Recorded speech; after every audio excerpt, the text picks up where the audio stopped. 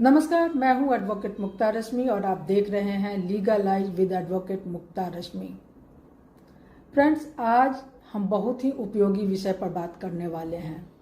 यह वीडियो हर किसी के लिए बहुत ही उपयोगी और सूचनात्मक सिद्ध हो सकती है, चाहे आप महिला हो, पुरुष हो, विद्यार्थी हो, कम ज्ञानी हो या खासकर ग्रामीण इलाकों में रहने वाले व्यक्ति हों।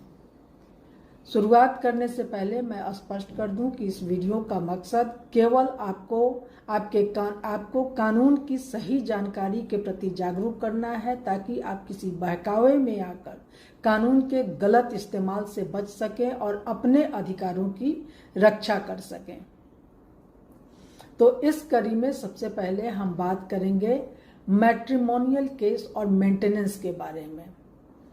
फ्रेंड्स, मैट्रिमोनियल डिस्प्यूट्स अक्सर आपसी मनमुटाव से शुरू होता है और धीरे धीरे इतना बढ़ जाता है कि बात कोर्ट कचहरी तक पहुंच जाती है। और एक बार अगर मैटर कोर्ट में चला गया तो मैटर का ओरिजिनल फॉर्मेट ही चेंज हो जाता है। नतीजा कई सालों तक एक थकाऊ प्रक्रिया झेलते झेलते अधिकांश मामलों में अंततः फैसला एक ही बात पर होती है, कॉम्प्रोमाइज यानी समझौता।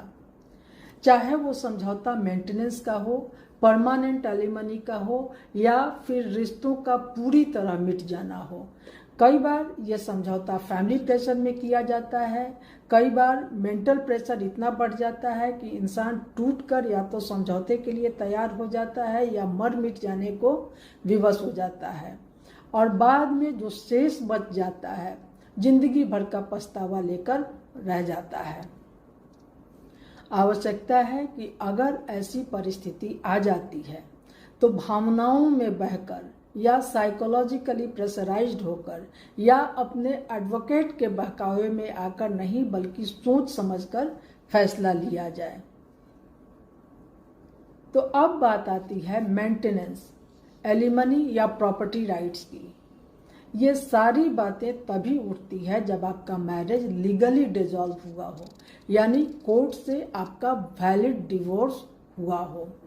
अगर आपने कोर्ट की प्रक्रिया को दरकिनार कर बाहर किसी झूठे वकील या एजेंट के कहने पर स्टाम्प पेपर या किसी अन्य कागज पर साइन करके डिवोर्स ले लिया है, तो याद रखिए ऐसा डिवोर्स वैलिड नहीं होता है। और जब डिवोर्स वैलिड ही नहीं है तो मेंटेनेंस, एलिमनी या प्रॉपर्टी राइट का प्रश्न ही नहीं उठता है। इसलिए आवश्यक है कि कोई भी लीगल एडवाइस हमेशा किसी रजिस्टर्ड एडवोकेट या एक क्वालिफाइड लीगल एक्सपर्ट से ही लेना चाहिए। तो ध्यान रहे, स्टाम्प पेपर पर किया गया डिवोर्स, व्हाट्सएप चैट, लिखित समझौता, इनसे तलाक वैध नहीं होता है। तलाक एक वैध डिवोर्स के लिए, मतलब एक वैलिड डिवोर्स के लिए कोर्ट की डिग्री प्राप्त होना अनिवार्य है। गलत सलाह या नकली दस्तावेजों के कारण आप अपने सारे अधिकारों से भी हाथ धो सकते हैं, चाहे वो मेंटेनेंस, एलिमनी या प्रॉपर्टी राइट्स की बात ही क्यों ना हो। बात जब राइट्स की आती है तब आपका मैरिज लीगली डिसॉल्व हुआ होना चाहिए। मेरे कुछ व्यूवर्स ने प्रश्न पूछा है कि सोशल मीडिया पर कई वीडियोज में मोटे अक्षरों में थंबनेल लगाया जा रहा है कि अब डिवोर्स लेना हुआ आसान, आ गया पुरुषों के पक्ष में कानून, नहीं देना पड़ेगा वाइफ को मेंटेनेंस और सारे केस भी खत्म हो जाएंगे।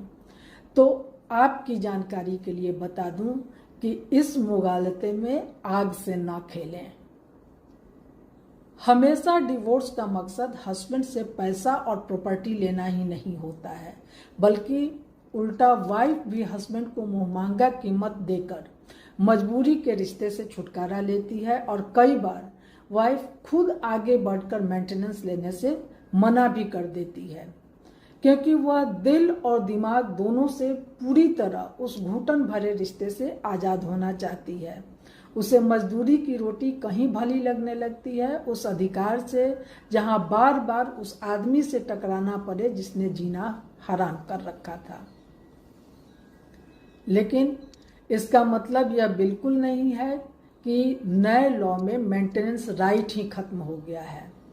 सीआरपीसी सेक्शन 125 नए कानून बीएनएस सेक्शन 144 के अंतर्गत और भी प्रभावशाली हो गया है, लेकिन कुछ परिस्थितियों में पहले भी सारे राइट सीज हो जाते थे, आज भी यह नियम बरकरार है। तो यहाँ सबसे पहले हम बात करेंगे पुरुषों के अधिकार की। पुरुषों के लिए यह जानना जरूरी है कि किन परिस्थितियों में मेंटेनेंस देने से बचा जा सकता है। पहले मेंटेनेंस केस सीआरपीसी सेक्शन 125 के तहत फाइल होता था, लेकिन 1 जुलाई 2024 से भारत में नए कानून लागू हो चुके हैं और अब मेंटेनेंस का केस अंडर सेक्शन 144 बीएनएस दर्ज होता है। तो अगर किसी पुरुष को बीएनएस की धारा 144 का नोटिस मिलता है तो उसे डरने की जरूरत नहीं है, ना ही घबराहट में सुसाइड जैसी बड़ा कदम उठाने की जरूरत है। नोटिस का मतलब है कि आपको कोर्ट में उपस्थित होकर अपनी बात रखने का मौका दिया गया है। अक्सर ऐसा देखा जाता है कि जब किसी को नोटिस मिलती है तो लोग सोचते हैं कि कोर्ट में न जाकर वो अपनी लायबिलिटी से बच जाएंगे। लोग घर छोड़कर भाग जाते हैं, पुलिस से बचने लगते हैं। यही उनकी सबसे बड़ी भूल साबित होती है। अगर आप कोर्ट में अपनी सफाई देने नहीं पहुंचते हैं या बार बार एब्सेंट रहते हैं तो आपका यह रवैया आपके विरुद्ध जा सकता है और कोर्ट एक पक्षीय यानी एक्स पार्टी ऑर्डर सुना सकता है। तो ऐसी स्थिति में आपको अपनी बात कहने का मौका नहीं मिलेगा और बिना आपको सुने ही आपकी वाइफ की हर डिमांड पर मेंटेनेंस तय कर दिया जाएगा। तो सबसे पहले आपको इस परिस्थिति से बचने की जरूरत है। दूसरी बात कि अधिकांश लोगों के मन में यह भ्रम है कि सिर्फ एक वाइफ ही मेंटेनेंस का केस फाइल कर सकती है, लेकिन सच्चाई यह है कि पत्नी, बच्चे, माता पिता, चाहे वो वृद्ध हो, अशक्त हो या अपनी आजीविका चलाने में असमर्थ हो, वो किसी भी परिस्थिति में आपके ऊपर मेंटेनेंस का केस दर्ज कर सकते हैं और ये नियम किसी भी धर्म या जाति के लिए समान रूप से लागू होता है। अब बात आती है उन परिस्थितियों की जब वाइफ मेंटेनेंस राइट लूज कर जाती है। ये हिस्सा आपके लिए बहुत जरूरी है क्योंकि यहीं से आपकी केस की स्ट्रैटेजी बनती है।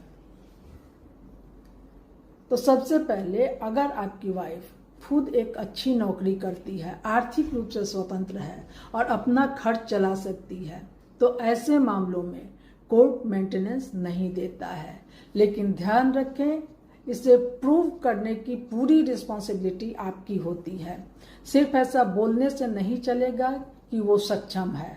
आपको सैलरी स्लिप, नौकरी का प्रमाण, बैंक स्टेटमेंट जैसे सबूत आपको पेश करने होंगे।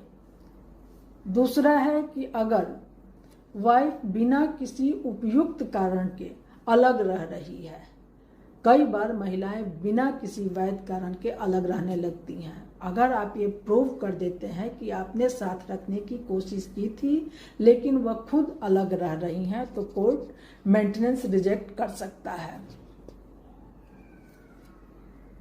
तीसरा है कि अगर वाइफ ने दूसरी शादी कर ली है, कानून कहता है कि एक डिवोर्स्ड वाइफ तब तक मेंटेनेंस की हकदार है जब तक उसने दूसरा विवाह नहीं किया है।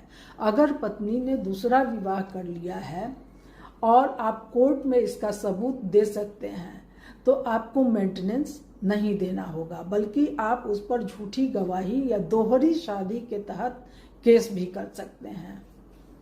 चौथा है कि अगर वाइफ किसी और के साथ लिव इन रिलेशनशिप में या अवैध रिश्ते में रह रही है तो भी मेंटेनेंस देने की जरूरत नहीं है, लेकिन फिर वही बात कि आपको सबूत देना होगा। ये आपको प्रूव करना होगा कि वाकई वाइफ कहीं लिव इन रिलेशन में रह रही है या किसी अवैध रिश्ते में रह रही है। अगर आपकी शादी धोखे से हुई है, अगर वाइफ खुद कोर्ट में आकर कहती है कि हस्बैंड अनपढ़ है, बेरोजगार है या उसके पास कोई प्रॉपर्टी नहीं है तो यह बात आपके पक्ष में जा सकती है। ऐसे स्टेटमेंट्स को कोर्ट सीरियसली लेता है और मेंटेनेंस देने से छूट मिल सकती है। अगर आपकी वाइफ आपसी सहमति से अलग रह रही है और बाद में आपके ऊपर केस कर देती है तो वह केस भी कमजोर हो सकता है और आप कोर्ट में यह प्रूव कर सकते हैं कि अलगाव आपसी सहमति से हुआ था। तो ये हैं मेंटेनेंस केस से जुड़े कुछ कानूनी टिप्स जिसकी सहायता से आप कानून के अनावश्यक पचड़ों से बच सकते हैं। याद रखें, कानून हर किसी की सुरक्षा के लिए बनाया गया है, न कि किसी का शोषण करने के लिए।